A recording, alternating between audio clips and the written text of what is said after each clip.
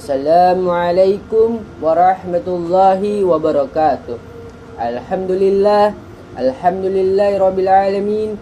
Wa bihi nasta'inu ala umuri dunya waddin. Wassalatu wassalamu ala asrafil anbiya'i wal mursalin wa ala alihi wa sahbihi ajmain, amma ba'du. Segala puji bagi Allah Subhanahu wa taala yang telah melimpahkan rahmat kepada dan karunia kepada kita semua. Shalawat serta salam semoga selalu tercurahkan kepada junjungan kita, yakni Nabi Muhammad SAW, kepada keluarga, sahabat, dan umatnya hingga akhir zaman. Yang terhormat Ibu Lisfa Sentosa Aisyah, MA selaku dosen tablik, dan teman-teman yang menonton video saya kali ini yang dirahmati oleh Allah Subhanahu wa taala. Perkenalkan, nama saya Muhammad Aziz Fadilah dengan NIM 12403021040015. Di video ini saya ingin memenuhi syarat UAS tablik, yakni ceramah tentang ketimpangan ekonomi. Pada kesempatan kali ini, marilah kita renungkan bersama tentang salah satu persoalan besar yang tengah dihadapi bangsa kita, yaitu ketimpangan ekonomi.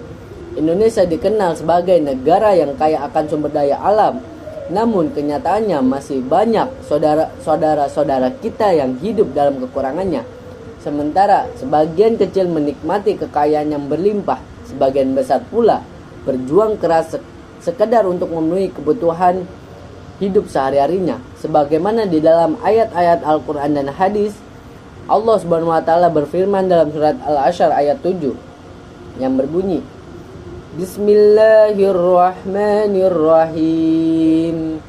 Ma fa'allahu ala rasulihi min ahlil qura falillahi walir rasuli walidil qurba wal yatama wal masakin wabnis sabil kay la yakuna dulatan bainal aghniya'i minkum wa ma atakumur rasulu fakhuduhu wa ma nahukum anhu fantahu wattaqullah innallahu syadidul iqab. Yang artinya, apa saja harta yang diperoleh tanpa peperangan yang dianugerahkan Allah kepada Rasulnya dari penduduk beberapa negeri adalah untuk Allah, Rasul, kerabat Rasul, anak yatim, orang miskin, dan orang yang dalam perjalanan. Demikian agar harta itu tidak hanya beredar di orang yang kaya saja. Di antara kamu, apa yang diberikan Rasul kepadamu, terimalah. Apa yang dilarangnya bagimu, tinggalkanlah. Bertakwalah kepada Allah, sesungguhnya Allah sangat keras hukumannya. Quran Surat Al-Asyr ayat 7. Ayat ini menegaskan bahwa Islam menolak sistem ekonomi yang hanya menguntungkan segelintir orang kaya. Harta tidak boleh berputar hanya di kalangan atas, melainkan harus memberi manfaat bagi seluruh masyarakat. Ini dasar dari keadilan sosial dan pemerataan ekonomi dalam Islam. Dalam tafsir disebutkan bahwa ayat ini secara tegas menyatakan bahwa harta dan sumber daya tidak boleh hanya terkonsentrasi di kalangan orang kaya saja. Pemerintah dan masyarakat dianjurkan agar mekanisme distribusi dijalankan agar manfaat harta itu mencapai kelompok kurang mampu.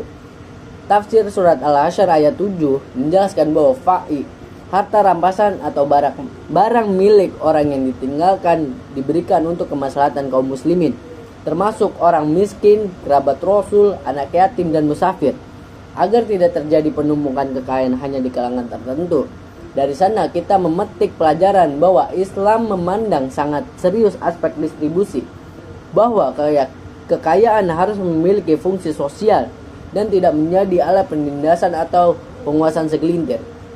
Di dalam hadis Rasulullah SAW bersabda, tidak beriman seseorang di antara kamu hingga ia mencintai saudaranya sebagaimana ia mencintai dirinya sendiri. Hadis riwayat Bukhari dan Muslim.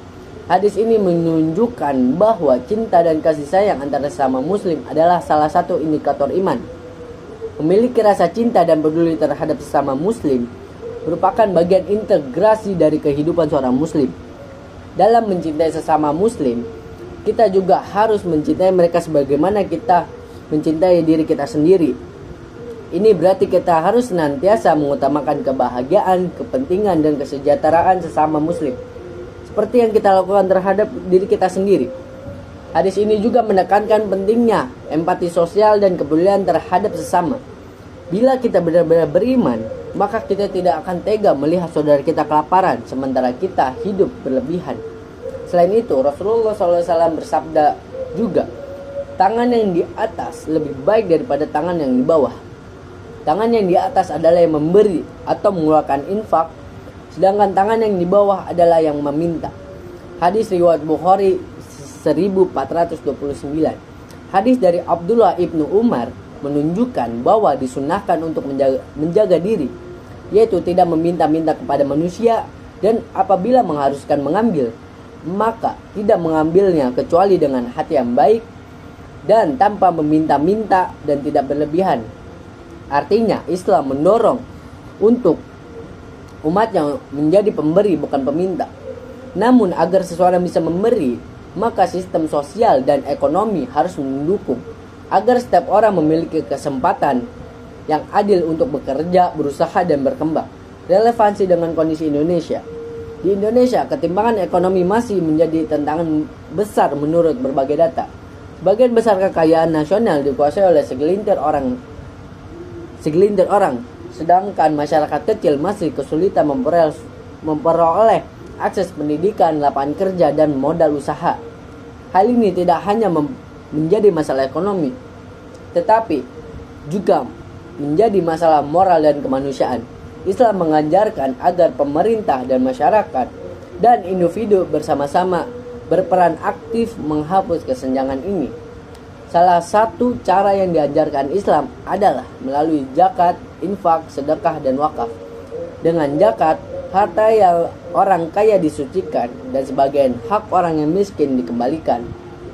Dengan infak dan sedekah, tumbuh solidaritas dan rasa persaudaraan. Dengan wakaf, dibangun fasilitas umum yang bermanfaat bagi semua, seperti sekolah, rumah sakit, dan masjid.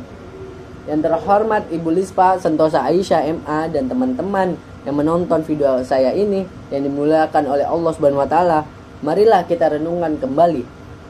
Apakah kita sudah menjalankan peran kita dalam mewujudkan keadilan ekonomi? Jangan-jangan kita menjadi bagian dari golongan yang menimbun kekayaan tanpa peduli pada penderitaan orang lain. Semoga dengan semangat kita ini dan rasa keadilan sosial yang diajarkan Islam, bangsa Indonesia dapat keluar dari ketimpangan dan menuju kesejahteraan yang merata. Cukup sekian dari saya, kurang lebihnya mohon maaf. Wassalamualaikum warahmatullahi wabarakatuh.